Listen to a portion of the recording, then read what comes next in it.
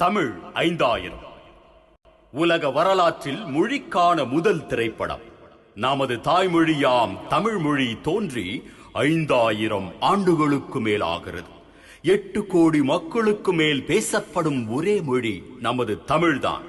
அப்படிப்பட்ட உன்னதமான மொழி சிறுகு சிறுகு தேய்ந்து வருகிறது.